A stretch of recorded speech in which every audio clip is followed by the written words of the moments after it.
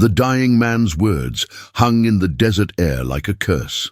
Margaret felt her world collapse as her father's fever-cracked lips spoke the unthinkable, offering her alongside their failing ranch to the weathered stranger standing in their doorway.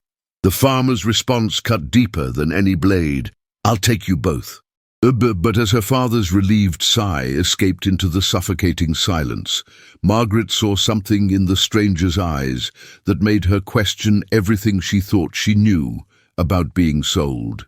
Subscribe to witness how a transaction becomes a revelation. The sun had been merciless for 3 months, turning their once green pastures into cracked earth that resembled broken pottery. Margaret stood at the kitchen window, watching dust devils dance across what used to be their pride, acres of fertile land that had fed cattle and sustained dreams for 2 generations. Her father's labored breathing echoed from the bedroom behind her, each wheeze a reminder that time was running out faster than water from their dried-up well. The stranger had arrived at dawn, his horse picking its way carefully across the parched ground, and something in his deliberate approach told her this wasn't a social call. She had seen men like him before, weathered faces that spoke of hard decisions and harder winters, eyes that calculated value in everything they surveyed. When he knocked, the sound seemed to reverberate through the hollow spaces of their failing home. Her father's voice, when it came, was barely above a whisper, but it carried the weight of a man who had run out of options. "Margaret, bring him in," he called, and she knew from his tone that whatever conversation was about to unfold would change everything. The stranger removed his hat as he entered, revealing silver hair and lines etched deep by sun and sorrow, but his eyes held a gentleness that seemed at odds with his imposing frame. He moved with the careful respect of a man entering a church, acknowledging the sacred nature of what was about to transpire. Margaret felt her heart hammering against her ribs as she led him to her father's bedside, sensing that she was walking toward the edge of a cliff she couldn't see. The room smelled of medicine and defeat, of dreams slowly suffocating under the weight of unpaid debts and failed harvests. When the stranger sat down beside her father's bed, Margaret noticed his hands, calloused but clean, strong but gentle as they folded in his lap. "Thomas Brennan," her father began, his voice gaining strength from some hidden reserve. "I've heard you're a man who honors his word." The stranger nodded once, a gesture so slight it might have been missed by someone not watching for it, but Margaret caught the subtle acknowledgement and felt something cold settle in her stomach. Her father's eyes found hers across the room, and in them she saw an apology that hadn't yet been spoken, a regret that was about to become reality. "My land," her father continued, each word carefully chosen. 500 acres of the finest grazing ground in the territory when the rains return." The stranger's expression remained unchanged, but Margaret saw his fingers tighten almost imperceptibly, and she realized he was calculating more than just acreage. The silence stretched between them like a rope being pulled taut, and Margaret found herself holding her breath, afraid that any sound might snap the tension and send them all tumbling into an abyss. When her father spoke again, his words came out in a rush, as if he needed to expel them before his courage failed. "But I know land alone ain't enough for what I owe," her father said, and Margaret felt the world begin to tilt beneath her feet. The stranger's gaze shifted to her for the first time since entering the room, and she felt exposed under his scrutiny, as if he could see through her worn dress to the fear and fury building in her chest. "Take my daughter with the land," her father said, the words falling like stones into still water, creating ripples that would reach every corner of their lives. Margaret's gasp was audible in the sudden silence, a sound of betrayal and disbelief that seemed to echo off the walls of the small room. The stranger's eyes never left her face as he absorbed her father's offer, and she saw something flicker there, surprise perhaps, or something deeper that she couldn't name. Her father's breathing had become more labored, as if the effort of speaking those words had cost him dearly, but his eyes remained fixed on the stranger's face, waiting for an answer that would determine all their fates. Margaret felt her legs go weak, and she gripped the doorframe to keep from falling, her mind reeling with the implications of what her father had just proposed. The stranger stood slowly, his movements deliberate and measured, and Margaret braced herself for his response, expecting him to examine her like livestock, to assess her value in the same calculating way he had surveyed their land. Instead, he walked to the window and looked out at the barren landscape, his hands clasped behind his back, and Margaret found herself studying his profile, searching for clues about the kind of man who would consider such an arrangement. When he turned back to face them, his expression was unreadable, but there was something in his posture that suggested he had come to a decision that surprised even him. "I'll take you both," he said simply, and the words hit Margaret like a physical blow, stealing the breath from her lungs and sending her world spinning into chaos. Her father's relief was palpable, a sigh that seemed to release months of accumulated tension, but Margaret felt only the crushing weight of betrayal and the terrifying uncertainty of a future that had just been decided without her consent. The stranger's eyes met hers again, and this time she saw something that made her pause, not the cold calculation she expected, but something that looked almost like regret, as if he understood the magnitude of what had just transpired and felt the weight of it as heavily as she did. The room fell silent, except for the sound of her father's labored breathing and the distant whistle of wind through the gaps in their weathered walls. Margaret stood frozen in the doorway, her mind struggling to process the reality that her life had just been bartered away like a piece of property, that her future had been decided by two men who spoke of her as if she were not even present.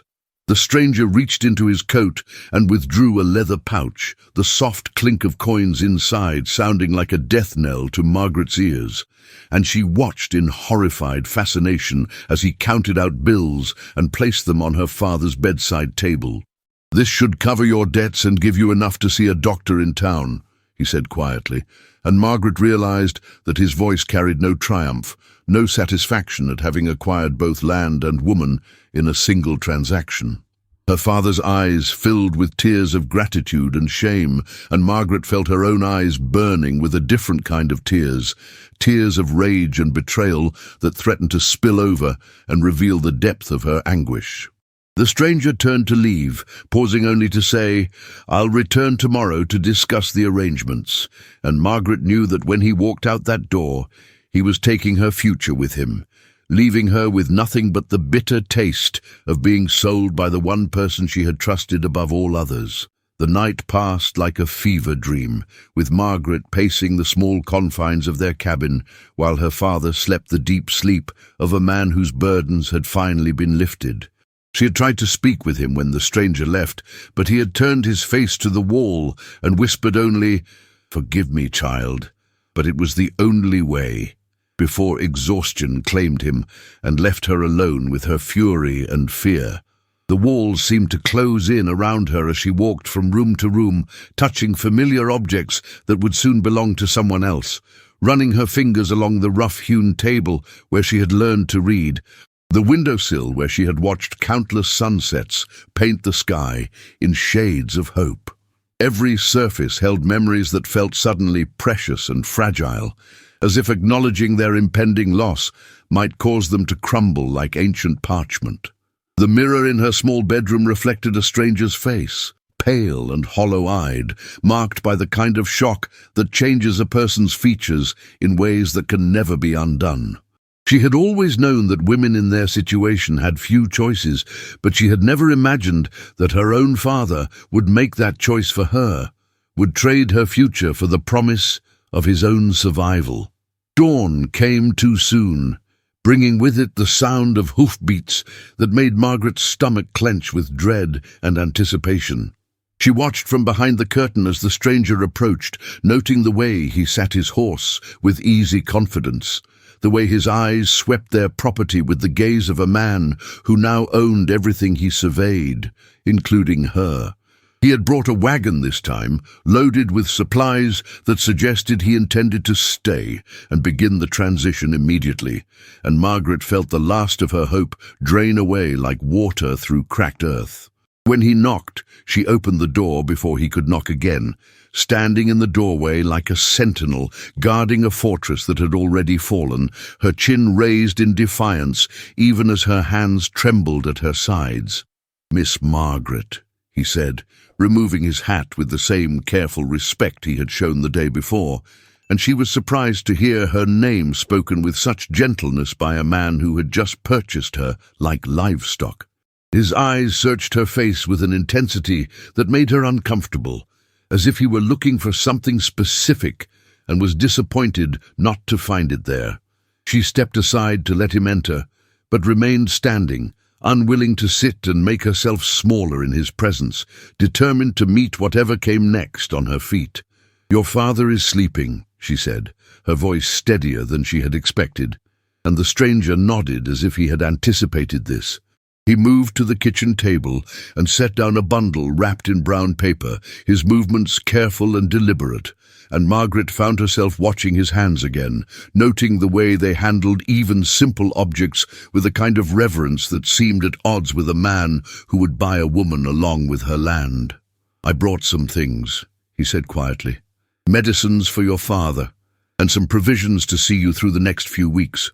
Margaret stared at the bundle, confused by this unexpected kindness from a man she had expected to be cold and calculating, and she felt her carefully constructed anger waver in the face of his apparent concern for their welfare.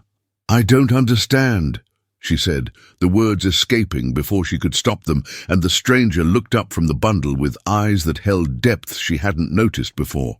"What don't you understand?" he asked, and his voice was so gentle that Margaret felt tears threaten again, tears she was determined not to shed in front of this man who now owned her future. The question hung between them like a bridge she was afraid to cross, because she sensed that his answer might change everything she thought she knew about her situation. "Why you would want—" she began, then stopped, unable to finish the sentence that would acknowledge her own commodification.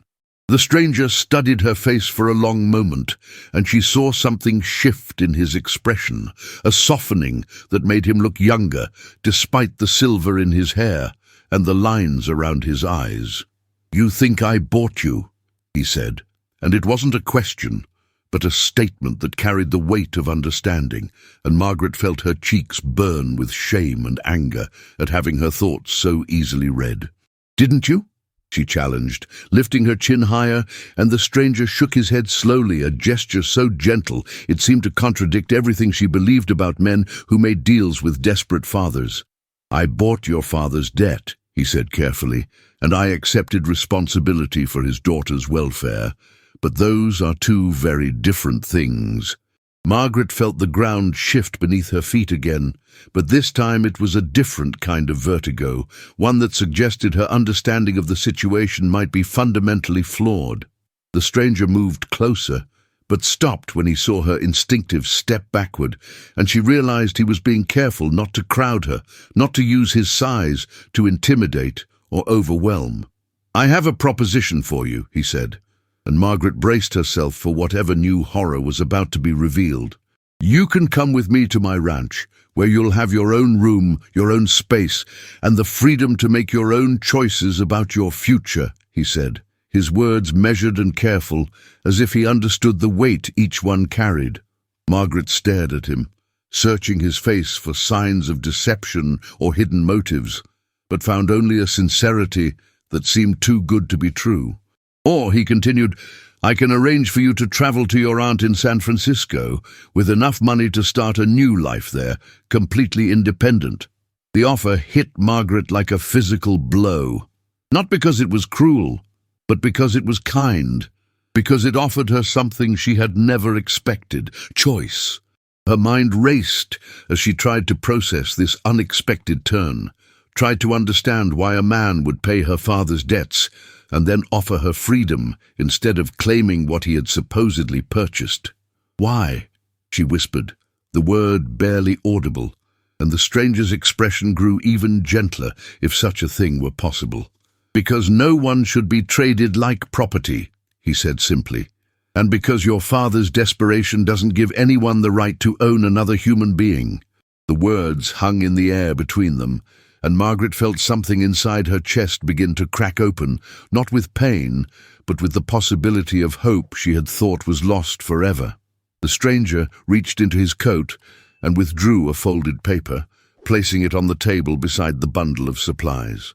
"This is a deed to a small house in town," he said, "and enough money to live independently for at least a year, while you decide what you want to do with your life."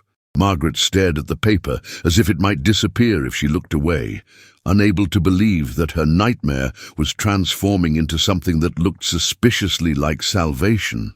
"I don't understand why you would do this," she said, her voice breaking slightly, and the stranger smiled for the first time since she had met him, an expression that transformed his weathered features and revealed the kind of man he truly was beneath the careful exterior.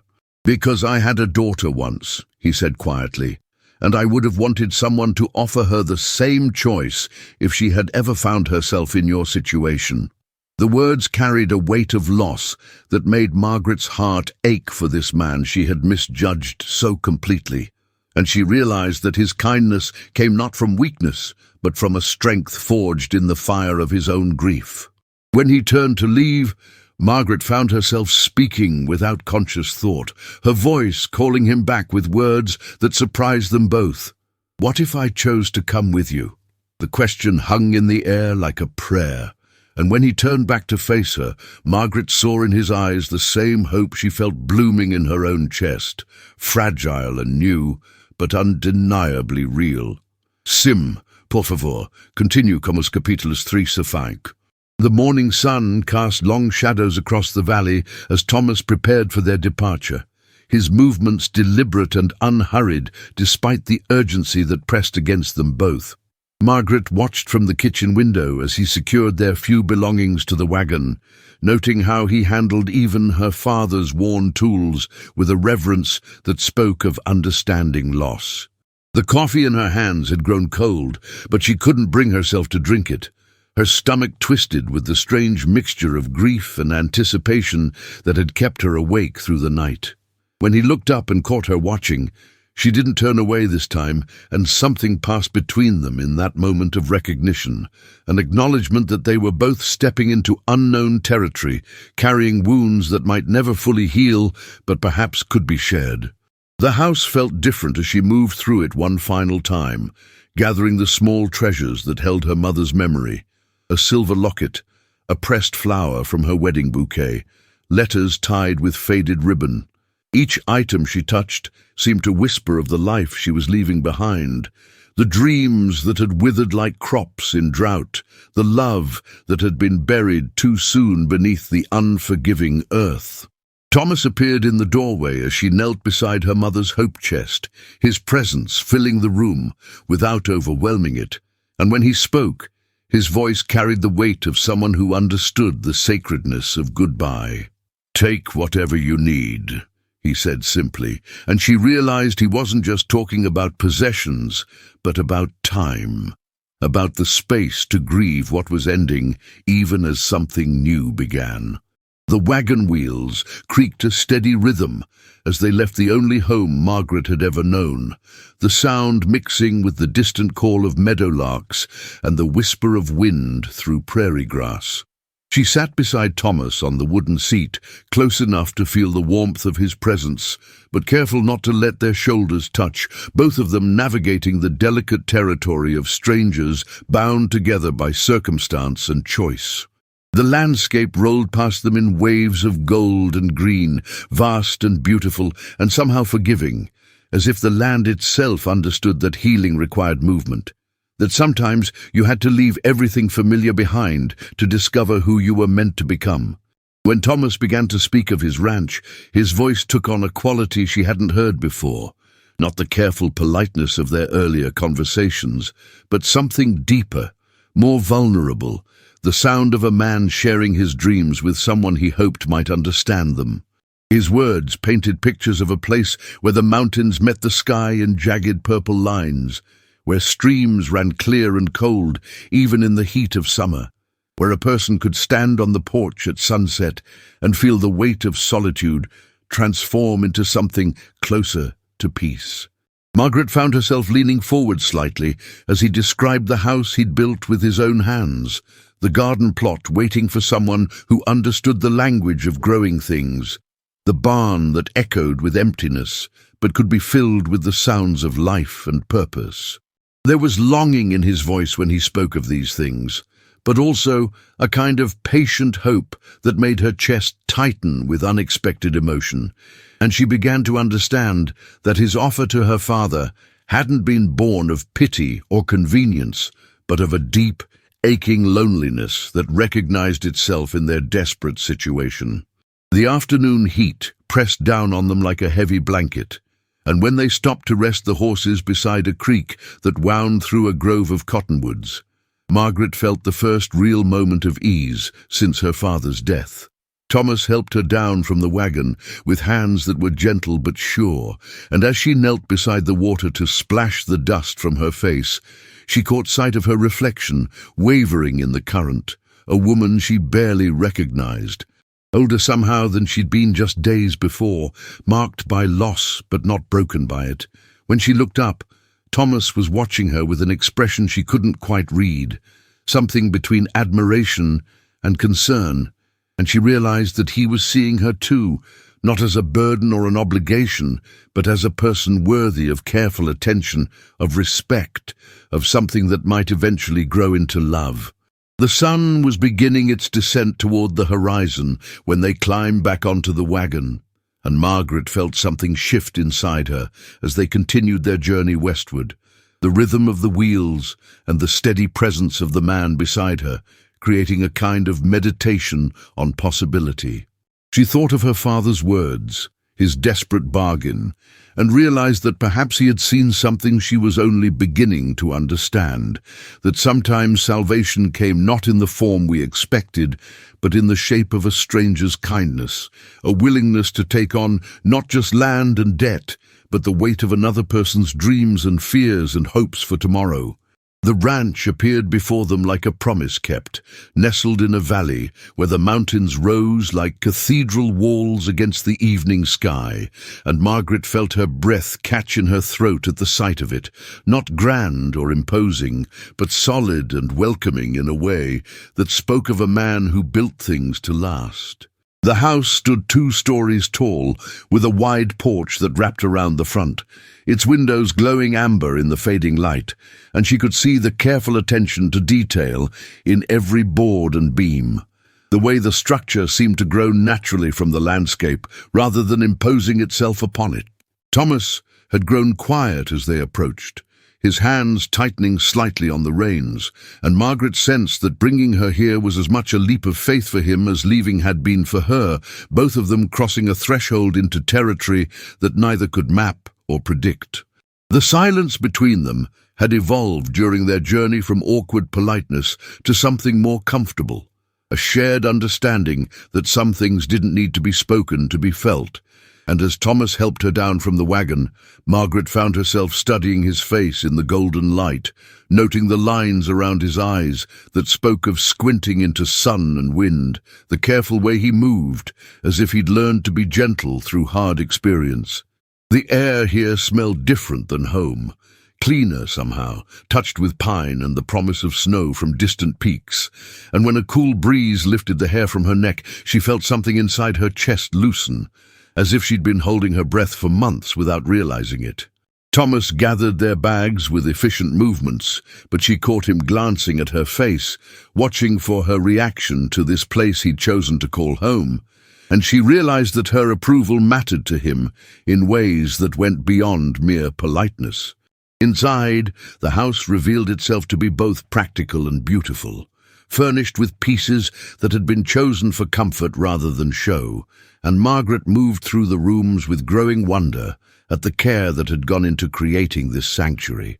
The kitchen held the lingering scent of bread and coffee, evidence of a man who had learned to tend to himself with dignity, and when she ran her fingers along the smooth surface of the wooden table, she could imagine the quiet meals he'd eaten here alone, the books he'd read by lamplight, the dreams he'd harbored for a different kind of life. Thomas showed her to a room upstairs that faced east toward the mountains. its windows framed with curtains that had been sewn by careful hands.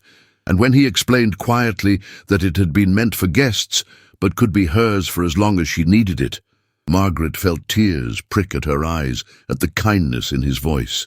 The evening meal they shared was simple, but prepared with attention. Fresh bread, vegetables from his garden, meat that had been seasoned with herbs she didn't recognize.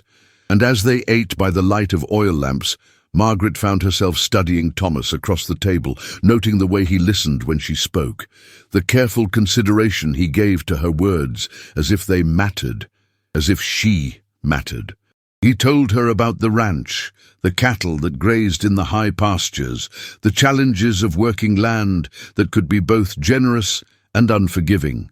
And she heard in his voice the same love for the earth that had driven her father, the same understanding that farming was as much about faith as it was about skill. When she mentioned her mother's garden, the flowers that had bloomed despite the drought, Thomas leaned forward with genuine interest, and Margaret realized that he saw her not as a burden he'd inherited, but as someone who might bring her own gifts to this place, her own knowledge and dreams and capacity for making things grow. After dinner, they sat on the porch as darkness settled over the valley like a gentle blanket, the stars emerging one by one in a sky so vast and clear that Margaret felt dizzy looking up at it, overwhelmed by the beauty and the silence and the strange sense of possibility that seemed to hang in the air between them. Thomas spoke quietly of his plans for the ranch, the improvements he hoped to make, the life he'd imagined building here, and Margaret found herself contributing her own ideas, suggestions born from years of watching her father work the land. And she was surprised by how easily the conversation flowed, how natural it felt to plan a future with this man she barely knew. When he mentioned that he'd never married, that he'd been waiting for the right person to share this dream with, Margaret felt something flutter in her chest. Not quite hope, not yet, but the recognition that perhaps her father's desperate bargain had been less about desperation and more about a kind of wisdom she was only beginning to understand.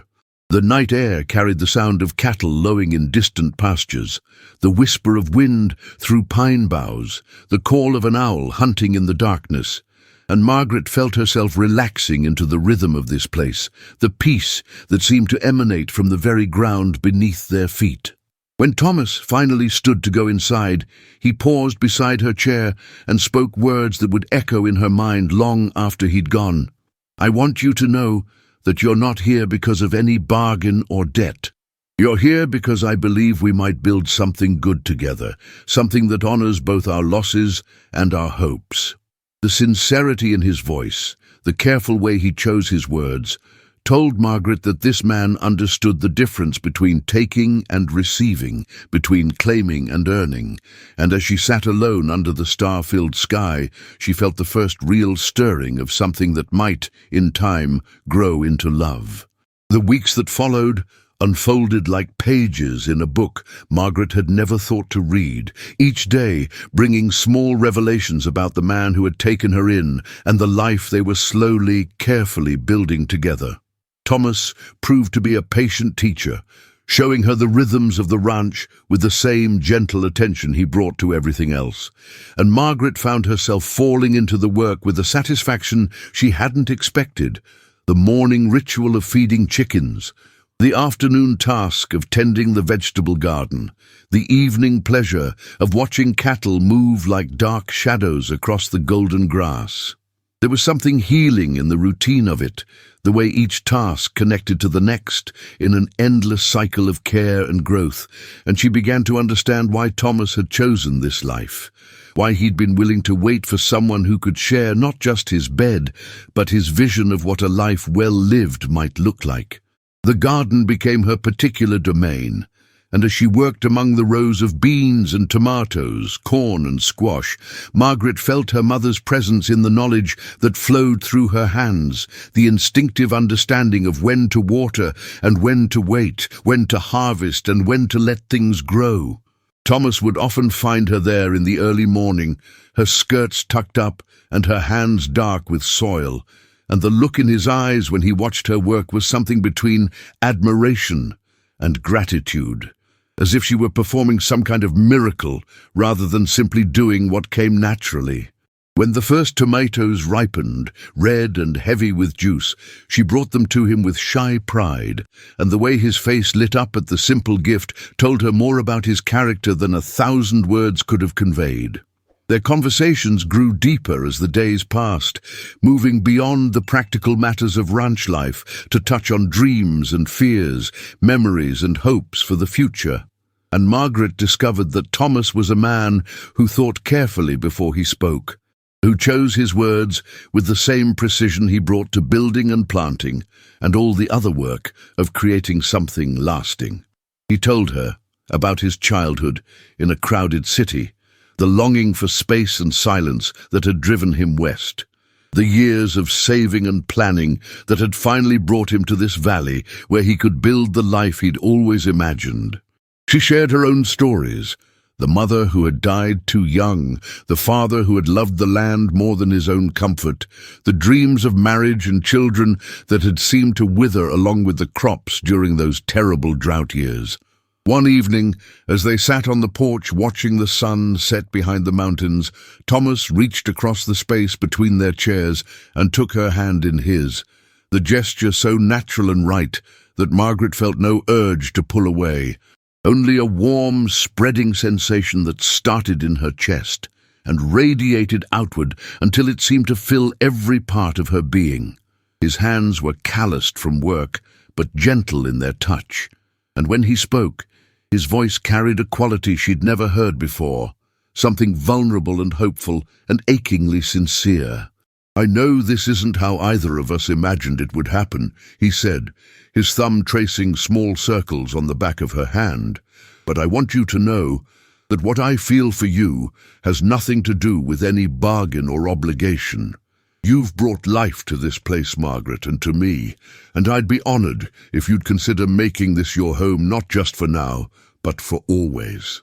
The proposal, when it came, was as gentle and thoughtful as everything else about Thomas, offered not as a demand or expectation, but as an invitation to step into a future they could build together, brick by brick, season by season, year by year. Margaret looked into his eyes and saw not the desperate hunger of a man claiming what he believed he was owed, but the patient hope of someone who understood that love, like crops, needed time and care to grow into something strong enough to weather whatever storms might come. Her answer, when it came, surprised them both with its certainty.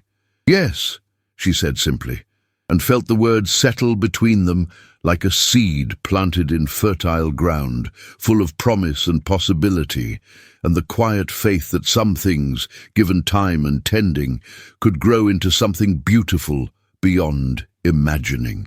The wedding took place on a crisp October morning, with the mountains dressed in gold and crimson, the ceremony simple but profound in its sincerity, witnessed by neighbors who had become friends, and blessed by a sky so blue and clear it seemed like a benediction from heaven itself.